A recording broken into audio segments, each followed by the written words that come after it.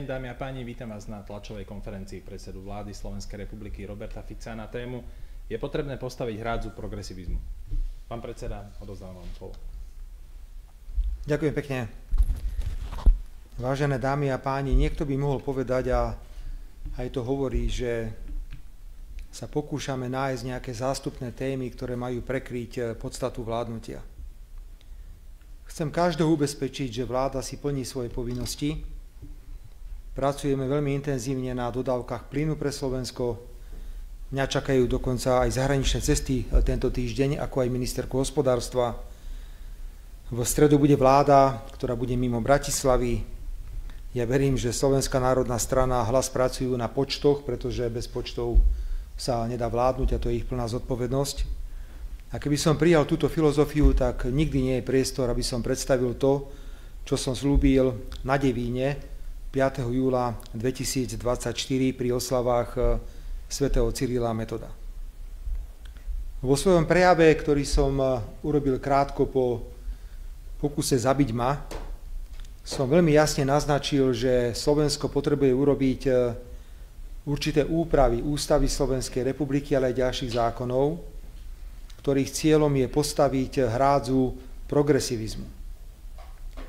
Viete, pokiaľ by to bolo o progresivizme, asi by nebolo treba ísť priamo do zmeny ústavy, ale progresivizmus je v poslednom čase spojený s bláznostvami, s nezmyslami. Typu, že podľa nich sa môže ráno kdokoľvek zobudiť a povedať, že už nie je muž, ale je žena, že je vrtuľník, že je stolná lampa. V školách sa dejú rôzne veci. Máme príbehy, kedy si nechávajú meniť ľudia pohlavie len preto, aby sa vyhli trestu odňatia slobody v príslušnej väznici a ďalšie veci, ktoré sú mimo akéhokoľvek zdravého rozumu. Viete, že o zdravom rozume ja už hovorím niekoľko rokov a preto si myslím, že je čas povedať, čo by bolo správne urobiť v Ústave Slovenskej republiky, aby sme tieto nezmysly zastavili, aby sme sa správali ako normálni a zdravo rozmýšľajúci ľudia. Dovolte mi, aby som vám predložil koncept, opakujem koncept, zmeny ústavy Slovenskej republiky. A k tomuto konceptu poviem niekoľko základných východísk. Poprvé, tento koncept je zmeniteľný. Vôbec nepredkladám niečo, čo je sveté a nedotknuteľné. Naopak, privítam, aby kdokoľvek mal akékoľvek návrhy na doplnenie tohto návrhu, aby tak urobil. Rovnako si uvedomujem, že ide o zmenu ústavy Slovenskej republiky a potrebujeme ústavnú väčšinu. Zmena ústavy nie je možná bez dohody opozície a vládnej koalície. A vieme, že aj vo vládnej koalícii sú niektoré liberálne hlasy, ktoré pravdepodobne nebudú nadšené týmto návrhom, podobne ako sú takéto hlasy v opozícii. Ale celkovo, ak sa pozerám na štruktúru Národnej rady Slovenskej republiky, ale predovšetkým, ak sa pozerám na Slovensko ako na krajinu s jej hodnotami, princípmi, zásadami, sa domnievam, že je tu potenciál na to, aby sme podobnú ústavu Slovenskej republiky zmenili v duchu, ako teraz predstavím. Dámy a páni, tento návrh chceme dať na verejnú diskusiu. Od zajtrajšieho dňa ktokoľvek bude mať záujem sa bližšie oboznámiť s návrhom novelizácie, si bude môcť nájsť tento návrh vrátane paragrafového znenia na stránkach úradu vlády, stránkach strany Smer, Slovenská sociálna demokracia, na mojej stránke, na stránkach ďalších politikov, ktorí reprezentujú stranu Smer, Slovenská sociálna demokracia. Doručím tento návrh všetkým politickým stranám. Môžem povedať, že som po odbornej stránke, opakujem, nie po politickej stránke, rokoval už s kresťansko-demokratickým hnutím. Rovnako tento návrh pôjde do medzirezortného pripomienkového konania tak, aby sme sa mesiac o tomto návrhu bavili.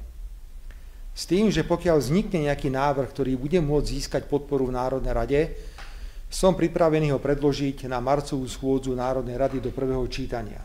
Pokiaľ bude treba ďalší čas na diskusiu, na spracovanie návrhu, ktorý má šancu, tak radšej počkáme s týmto predložením.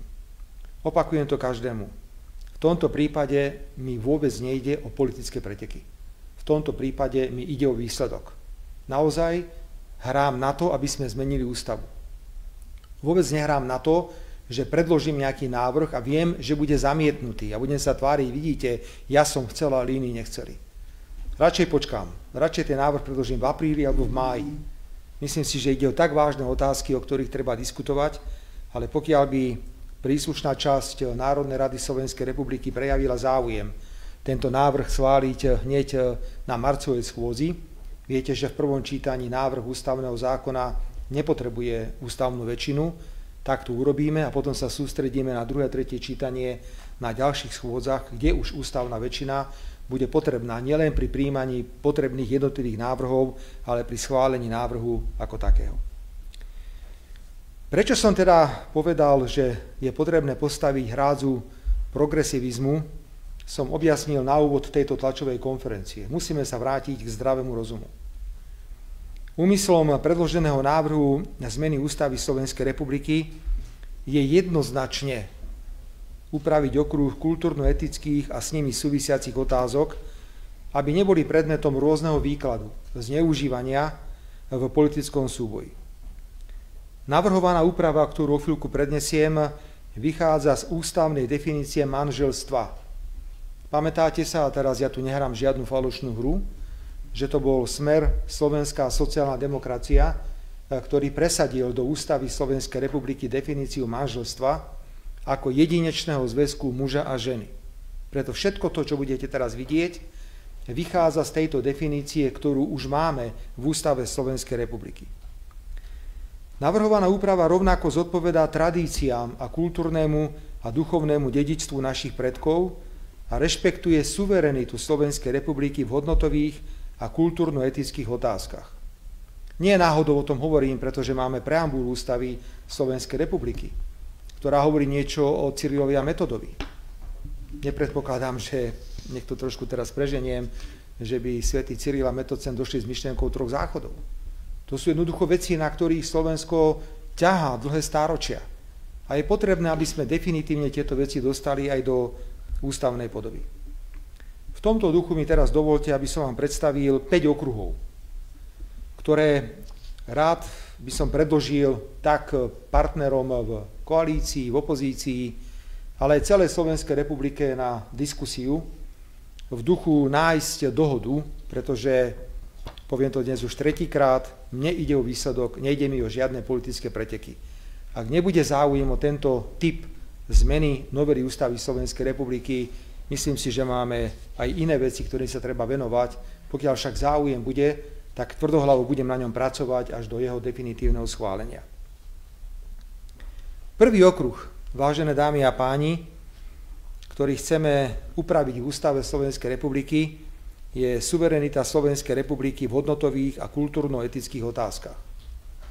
Ak sa pozriete, dokonca tu máme už navrhované znenie, kde v článku 7 odsek 2 ústavy Slovenskej republiky vkladáme jednoducho vetu, ktorá hovorí, že ak sú právne záväzné akty európskych spoločenstiev a Európskej únie v rozpore s ústavou Slovenskej republiky, nemôžu mať prednosť pred našimi zákonmi.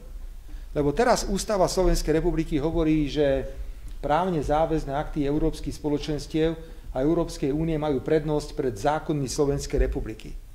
Tak si teda predstavme, že by vyšiel nejaký právny predpis Európskej únie, zjednodušujem to, prepáčte za toto zjednodušovanie dopredu, všetkým právnikom sa ospravedlňujem, a v tomto právnom akte alebo nejakej legislatíve Európskej únie by bolo napísané napríklad niečo ohľadne výchovno-vzdelávacieho procesu alebo okolo manželstva, to, čo my máme upravené v ústave Slovenskej republike, tak to nemôže mať prednosť pred našou ústavou Slovenskej republiky. Ak raz ústava Slovenskej republiky hovorí, že manželstvo je jedinečný zväzok muža a ženy, nemôže prísť žiadny iný predpis. A máme právo, ako suverénna krajina, si povedať v ústave Slovenskej republiky, že kdokoľvek na svete, či už ide medzinárodné zmluvy alebo právne záväzné akty, by povedal niečo iné, že manželstvo je niečo iné, tak to nebude mať prednosť pred ústavou Slovenskej republiky. Bude platiť len to, čo je v ústave, že manželstvo je jedinečný vzťah muža a ženy. Rovnako sme pristupovali aj k pokiaľ ide o prednosť ústavy pred medzinárodnými zmluvami definovanými v článku 7 odsek 5. V článku 7 odsek 5 sa totiž hovorí, že sú tu aj medzinárodné zmluvy, ktoré majú určitú charakteristiku a tieto majú za určitých podmienok prednosť pred slovenskými zákonmi. My hovoríme, nebude to platiť vtedy, pokiaľ tieto medzinárodné zmluvy definované v tomto článku by porušovali to, čo je napísané v Ústave Slovenskej republiky. Vtedy bude platiť to, čo je napísané v Ústave Slovenskej republiky. Aby som to možno teraz dostal do konkrétnejšej podoby, predstavme si, že vznikne nejaký nový pakt o občianskych a politických právach, alebo nejaký nový medzinárodný pakt o ľudských právach.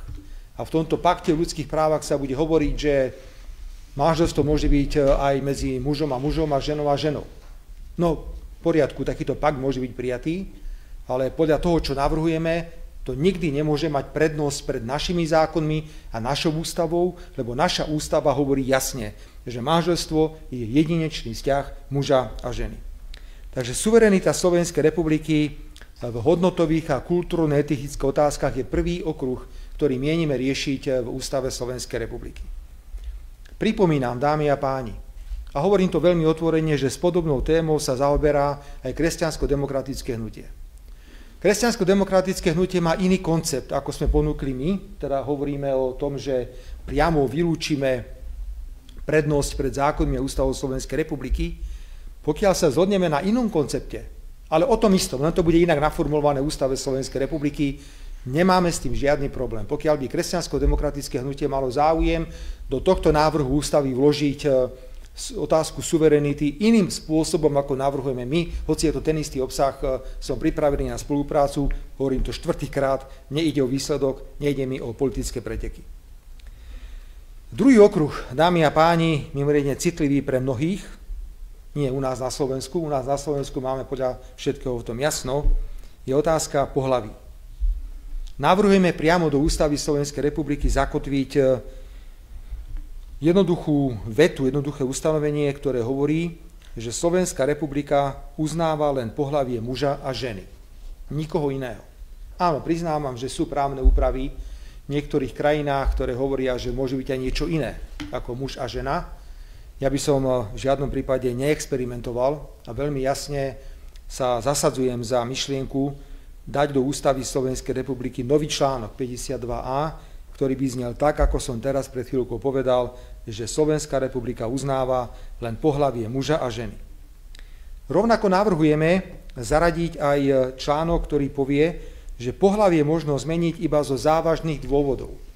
Viedli sme, lebo toto je pripravované už niekoľko týždňov, veľkú diskusiu, že či sme tam nemali dať za slovom zo závažných medicínskych dôvodov, ale necháme to vo všeobecnej podobe. Pohlavie možno zmeniť iba zo závažných dôvodov a podrobnosti ustanoví zákon. Aby sa nám nestalo, že ja som tento príklad už spomínal v minulosti, že napríklad v Nemecku bol odsúdený páchateľ na niekoľko rokov do väzenia, išiel, zmenil si pohlavie a chcel ako muž, ktorý si zmenil z účelových dôvodov pohlavie, stráviť trest odňatia slobody v ženskej väznici.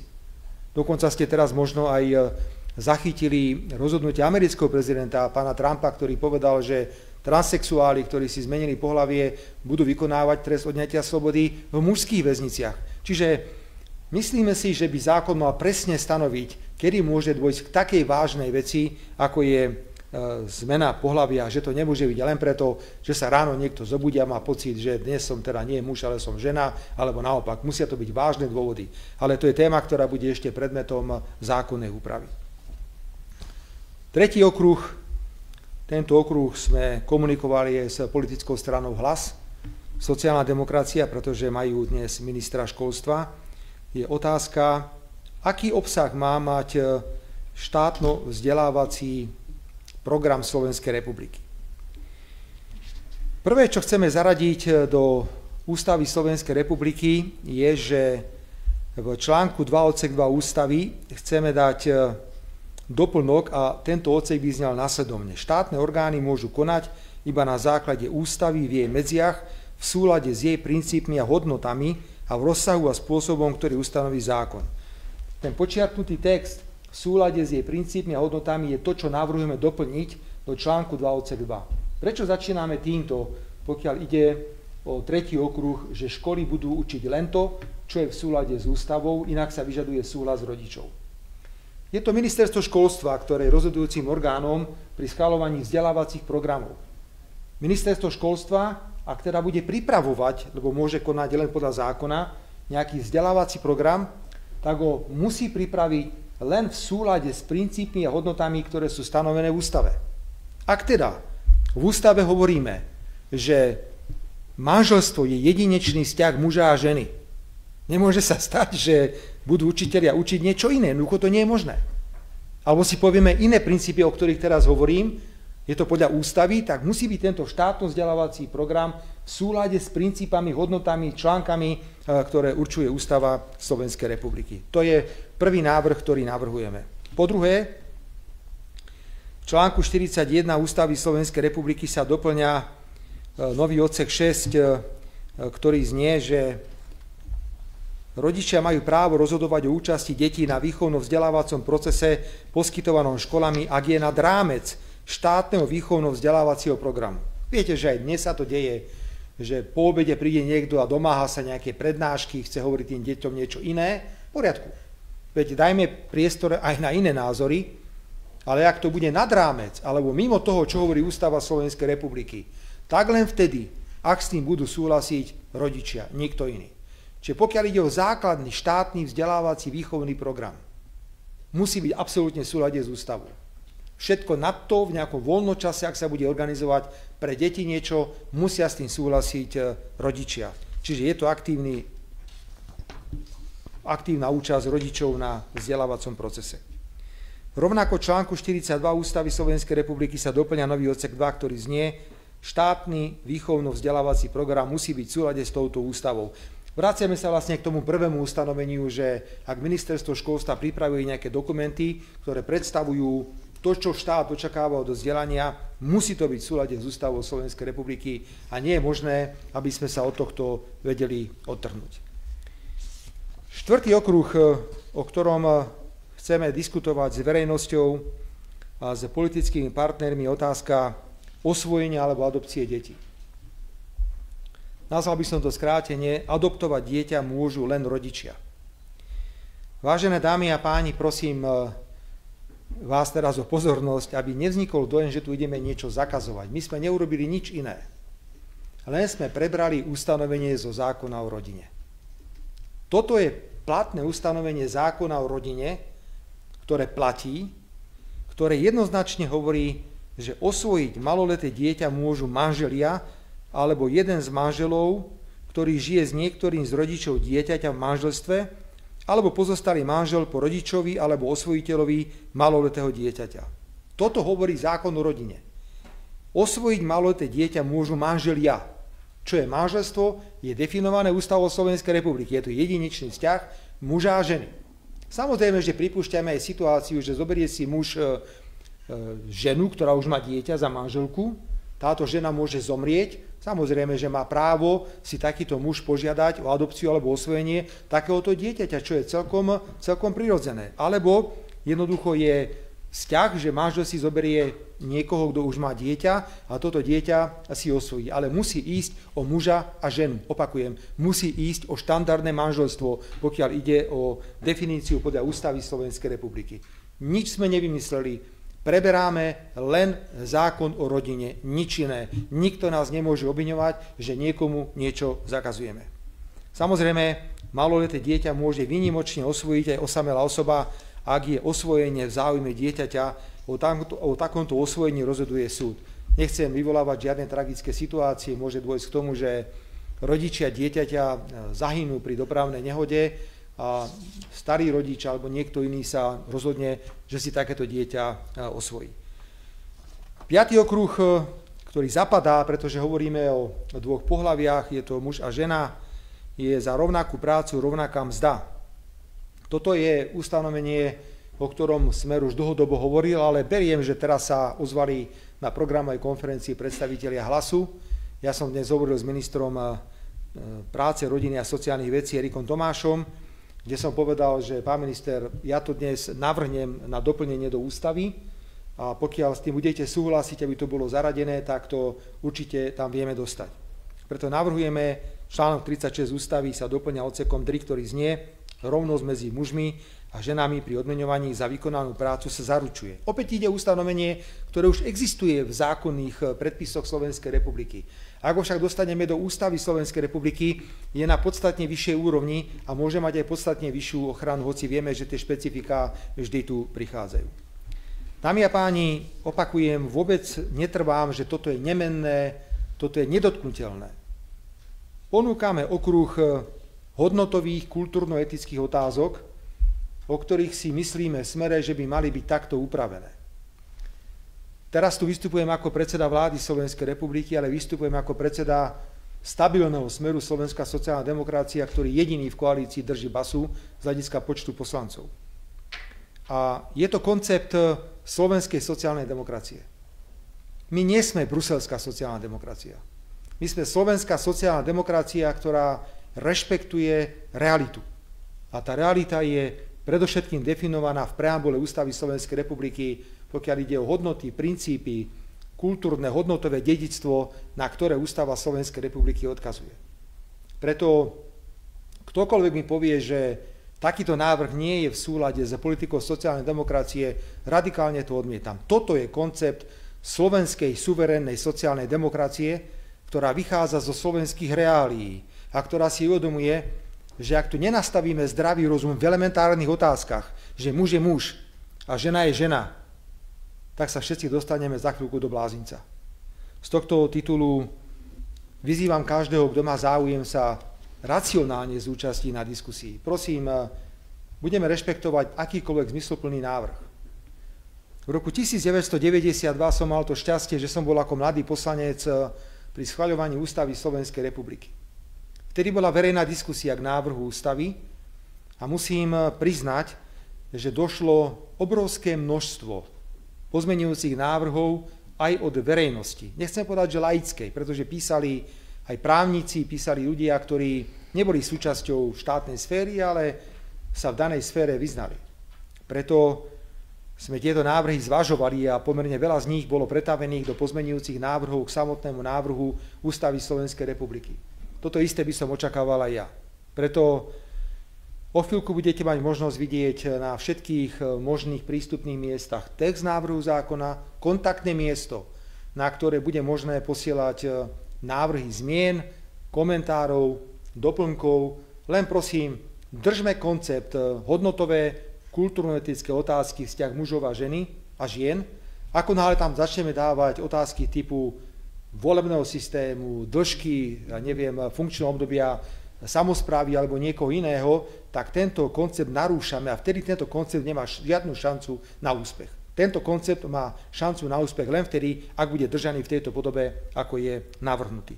To ale neznamená, a to potvrdzujem, že by nemal Smer Slovenská sociálna demokracia a ja ako predseda vlády záujem hovoriť s koaličnými partnermi aj o iných otázkach ústavných zmien, ale predpokladám, že to musí byť predmetom inej novelizácie, nie tejto novelizácie, ktorá môže prejsť len vtedy, ak sa obmedzíme na otázky, ktoré som v tomto okamihu definoval. Ak prídu ďalšie témy, ktoré budú zapadať do kultúrno-etických a hodnotových tém, ak si niekto myslí, že tam treba dať ešte niečo iné, poďme o tom hovoriť. Toto je rámec, ktorý ponúkam ako predseda vlády Slovenskej republiky v súvislosti so sľubom, ktorý som dal 5. júla 2024 na Devíne. Ďakujem pekne.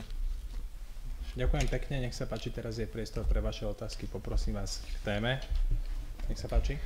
Dobrý deň, Jani Číková, Slovenská televízia. Pán predseda, ja by som sa rada teda spýtala k tomu KDH, pretože budete podporovať 90 hlasov, vy ste to už navrhli, teda vy ste to už spomínali, tak chcem sa spýtať, vy ste spomínali, že ak budú chcieť niečo doplniť, ale platí to napríklad aj v prípade, ak by chceli niečo pozmeniť na tomto celom, ako si predstavujete tú komunikáciu? Áno, ja som povedal, pani redaktorka, hneď, pokiaľ ide napríklad o tú suverenitu, že kresťansko-demokratické hnutie, alebo som po odbornej stránke komunikoval, má iný koncept.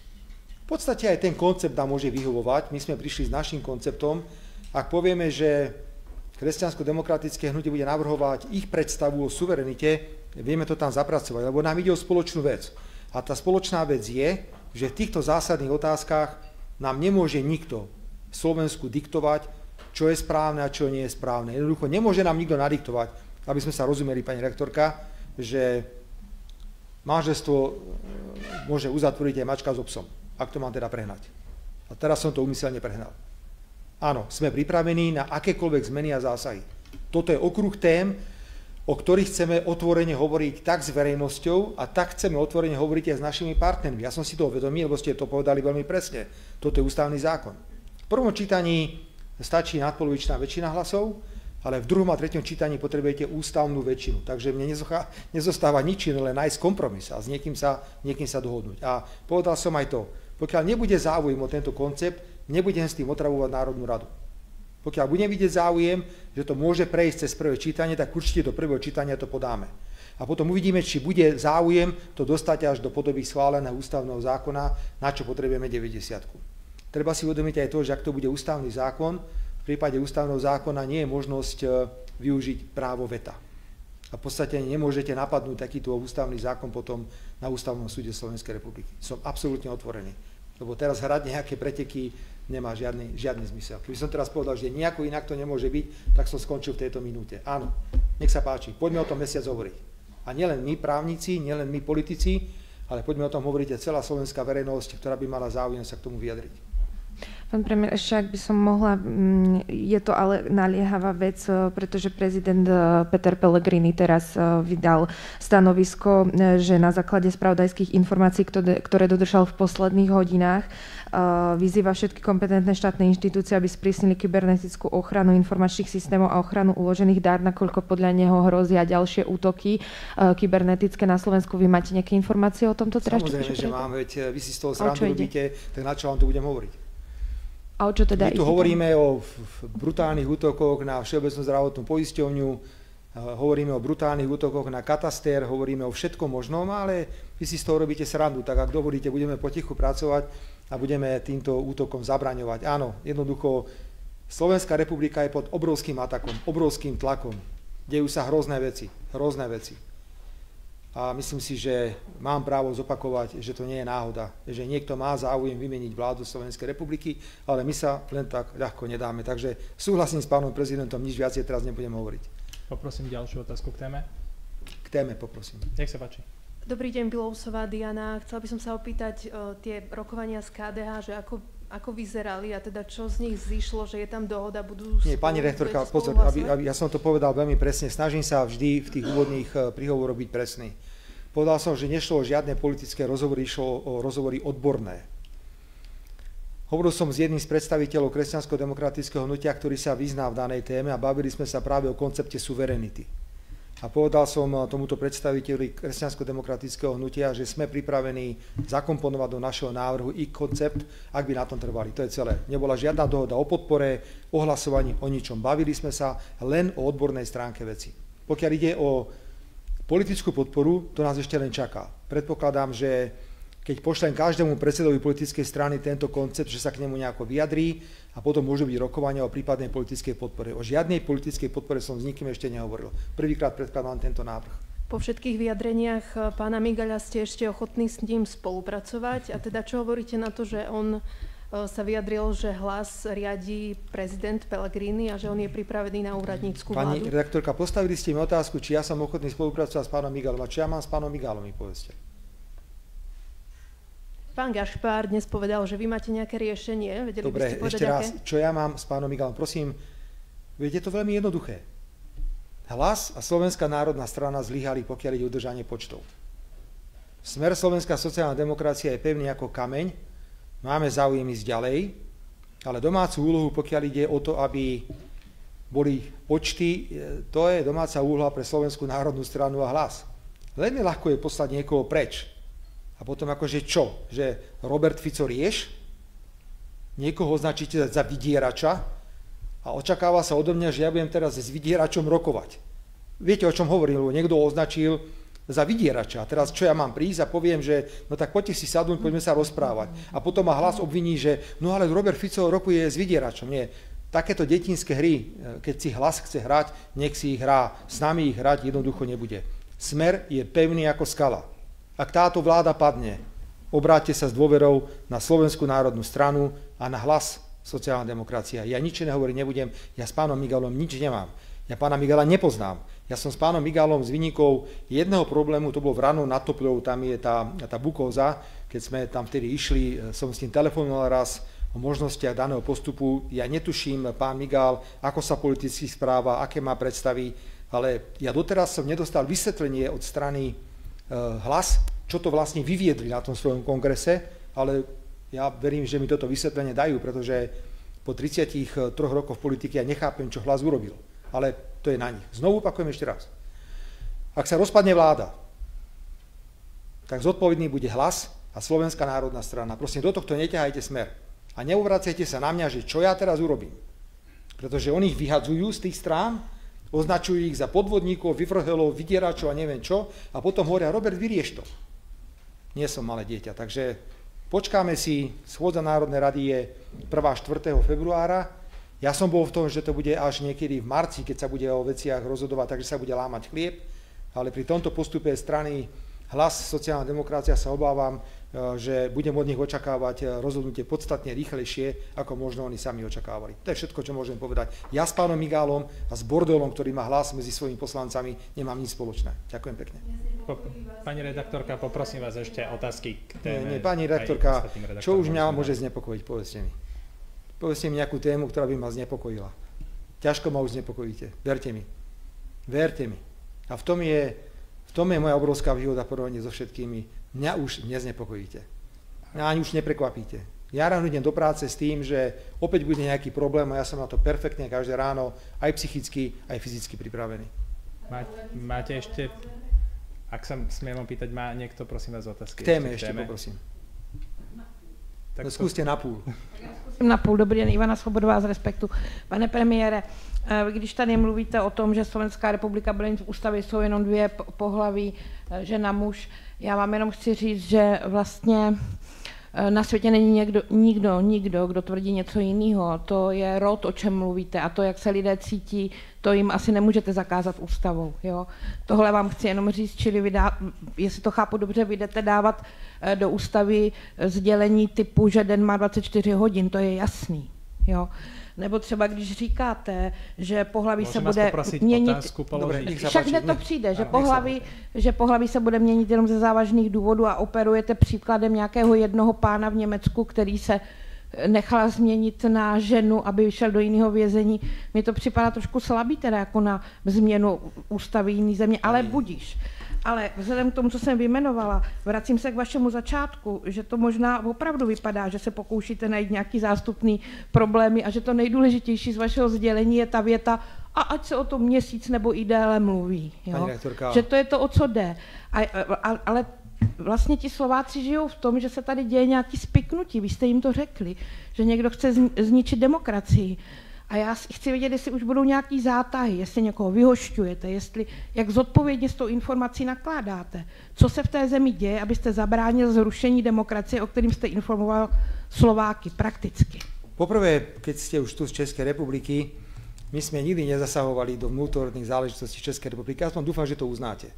Skúste nájsť nejaký prejav môj, ktorým som ja zasahoval do vnútorných záležitostí Českej republiky. Nikdy.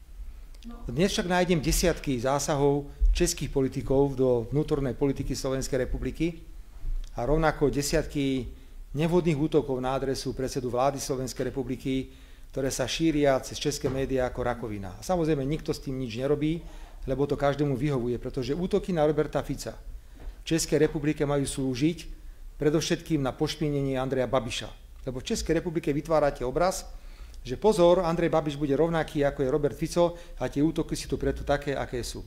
Pani redaktorka, prosím vás o zdržanlivosť, pokiaľ ide o Slovenskú republiku a hlavne pozdravujem vašeho šéfredaktora. A tým končím, myslím si, že som vám prejavil obrovskú mieru rešpektu, keď si zoberiem, čo váš redaktor všetko napísal na Slovensku, na moju adresu a na ďalších. Ďalšiu otázku, nech sa páči.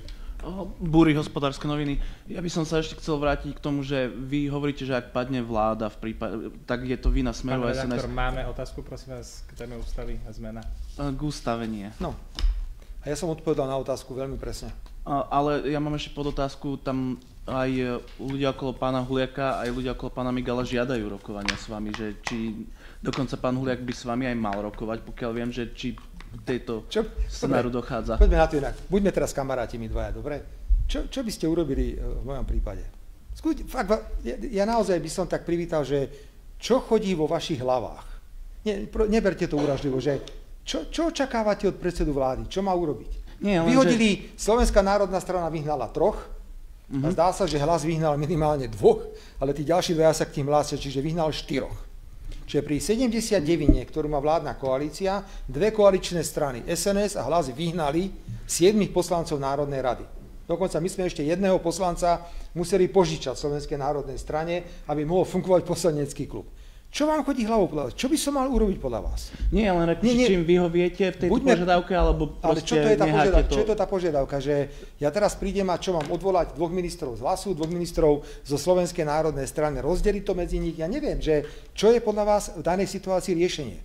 Nemôžete, pán redaktor, postaviť poslanecký klub, ísť do vlády a potom z toho poslaneckého klubu tých ľudí vyháňať a hovoriť, Robert, vyrieš to. To nejde. Viete, je nejaká hranica, kde aj ja viem, čo sa patrí a čo sa nepatrí. Ja len chcem, aby slovenská verejnosť vedela veľmi presne. Ak padne táto vláda a ak budú predčasné voľby, obráťte sa na Hlas a obráťte sa na Slovenskú národnú stranu. Smer nebude nikdy rozbíjať vlastnú vládu, ktorú postavil. Ja som to ukázal v roku 2018, keď som jasne dal prednosť tomu, že odídem z funkcie predsedu vlády, ale tá vláda vydržala. Pamätáte sa, ona ťahala až do roku 2020 a aj ten výsledok Smeru bol na konci veľmi slušný v roku 2020, lebo sme na tom intenzívne pracovali. Takže zatiaľ mi kladiete otázky, ktoré ma nejako špeciálne nezaujímajú. Mňa zaujíma, čo bude 4. februára na Národnej rade. My tam budeme, 42 poslancov strany Smer, Slovenská sociálna demokracia, a budem sa pýtať pána Šuta Eštoka a pána Danka. Tak páni, chcete rokovať, tak nám povedzte ako. Tak sa podľa toho sa potom zariadíme. Ďakujem pekne. Ďakujeme. Dovidenia. Dovidenia.